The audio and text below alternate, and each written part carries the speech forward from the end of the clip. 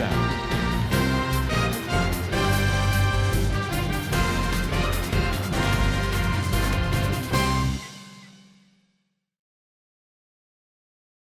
Media సంస్థల మీద జరుగుతున్న దాడులు పెరుగుతున్నటువంటి సందర్భం ఇది.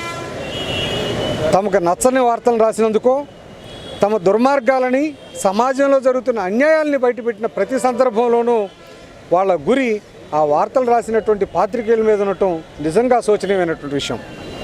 ప్రజాస్వామ్యం పరిడవిల్లాలని కోరుకుంటున్నటువంటి నేటి ప్రభుత్వాలు, ప్రజాస్వామ్యం అత్యున్నతమైన దేశంగా భారతదేశాన్ని తీర్చిదిద్దుతున్నామని చెప్తున్నటువంటి ప్రభుత్వాలు ఉన్న కాలంలో ఈ దాడులు పెరగటం మరింత ఆందోళన కలిగించేటువంటి అంశం. ఈ దాడులకు పాల్పడుతున్న వాళ్ళని గుర్తించకపోతే ప్రజాస్వామ్యం ప్రమాదంలో పడేటువంటి అవకాశం ఉంది. ఈ రోజున మీడియా సంస్థల మీద మాత్రం ఎక్కుపెట్టారని వాళ్ళు నమ్ముకుంటే కనుక రేపొద్దున మిగిలిన వ్యవస్థలు కూడా ఈ దాడులకి లోనయ్యేటువంటి ప్రమాదం ఉందని చెప్పి వాళ్ళ దృష్టికి మేము తీసుకెళ్ళదలుచుకున్నాం.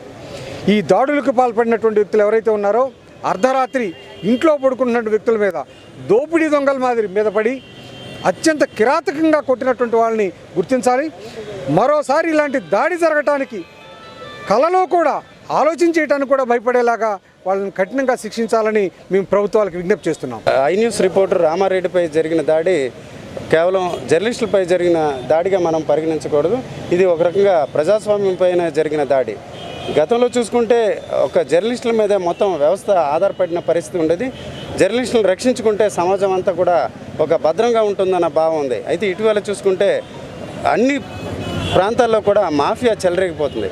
విశాఖ జిల్లాలో చూసుకుంటే లాటరైట్ మాఫియా ఏ రకంగా ఒక సాక్షి జర్నలిస్టుపై దాడి చేసిందో, ఈరోజు చూసుకుంటే అత్యంత కిరాతకంగా ఐ న్యూస్ రిపోర్టర్ రామారెడ్డిపై ఆచంటలో దాడి చేశారు. ప్రభుత్వం వెంటనే కళ్ళు తెరుచుకోవాలి. కాని పక్షంలో అన్ని రాజకీయ పార్టీలకు ఈ సందర్భంగా జర్నలిస్టుల తరఫున ఒక అపీలు, అలాగే ఒక డిమాండ్ చేస్తున్నాం.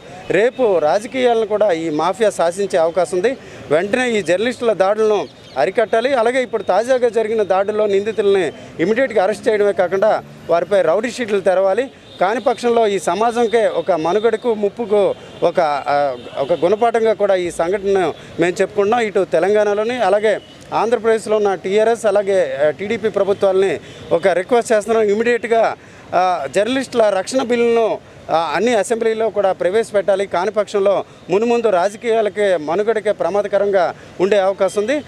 అన్ని జర్నలిస్టు సంఘాల తరఫున కూడా మేమందరం బాధితుడికి సంఘీభావం వ్యక్తం చేయడమే కాకుండా ఆయనకి తక్షణంగా ప్రభుత్వం నుంచి 20 లక్షల రూపాయలు నష్టపరిహారం కూడా అందించాలని మేము జర్నలిస్టుల సంఘాల తరఫున కోరుతున్నాం. అజంట ఐ న్యూస్ రిపోర్టర్ మీద దాడి జరగడాన్ని యావత్తు జర్నలిస్టు సంఘాలన్నీ తీవ్రంగా ఖండిస్తున్నాయి. దీనిపైన బాధ్యుల్ని తక్షణమే పోలీసులు అరెస్ట్ చేసి వారి మీద కఠిన చర్యలు తీసుకోవాలని మా smart city reporters welfare association నుంచి మేము కోరుతున్నాం. అదేవిధంగా బాధితుడు కూడా ప్రభుత్వం నష్టపరిహారం చెల్లించాలని ఈ సందర్భంగా డిమాండ్ చేస్తాం. రామారెడ్డిపై జరిగిన దాడిపై మేము చిన్నబద్ద తరఫు నుంచి తీవ్రంగా ఖండిస్తున్నాము. కేంద్ర ప్రభుత్వం, రాష్ట్ర ప్రభుత్వం ఎన్ని చట్టాలు ప్రవేశపెట్టినా జర్నలిస్టులకి రక్షణ కొరవుతుంది. మా జర్నలిస్ట్ సంఘాలు కూడా తీవ్రంగా ఖండిస్తున్నాయి. తక్షణంగా ప్రభుత్వం తగిన చర్యలు తీసుకొని వాళ్ళని అరెస్ట్ చేయవలసింది కోరుచున్నాం.